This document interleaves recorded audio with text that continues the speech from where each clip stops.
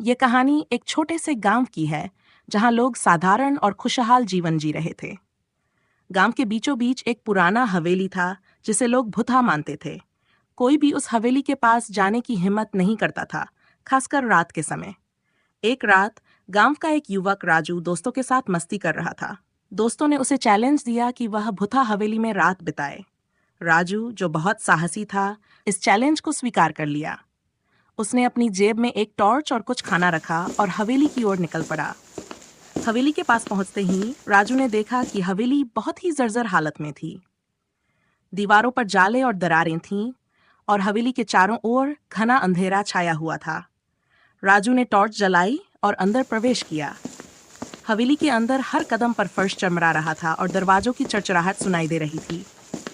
राजू एक बड़े से हॉल में पहुंचा जहां पुरानी फर्नीचर और टूटे हुए शीशे पड़े थे। उसने एक कुर्सी खींची और उस पर बैठ गया।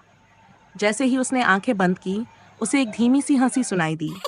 उसने इधर उधर देखा, लेकिन कुछ नहीं था। उसने इसे अपना वहम समझा और आंखें बंद कर ली। कुछ ही देर बाद उसे एक ठंडी हवा का झोंका महसूस हुआ।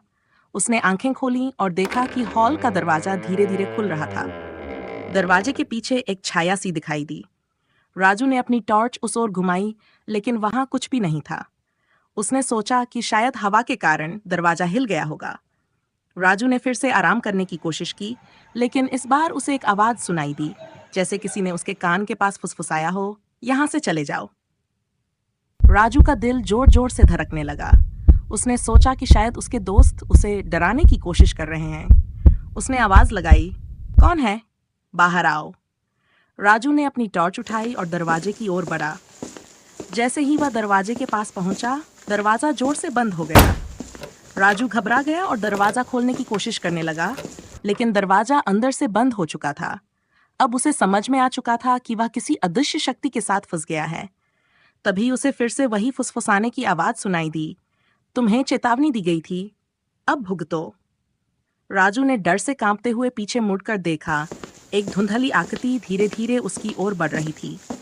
उसकी आंखें चमक रही थीं और उसके चेहरे पर एक डरावनी मुस्कान थी। राजू ने अपनी पूरी ताकत से दरवाजा खोलने की कोशिश की और आखिरकार वह दरवाजा खोलने में सफल हो गया। वह बिना पीछे मुड़े हवेली से बाहर भागा और अपने दोस्तों के पास पहुंचा। उसके दोस्त उसे देखकर हैरान रह गए। राजू का चेहरा सफेद हो गया था और वह पूरी तरह से थर-थर कांप रहा था।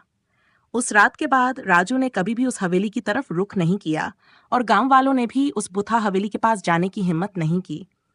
हवेली वैसे ही वीरान और रहस्यमयी बनी रही, जैसे कि हमेशा थी।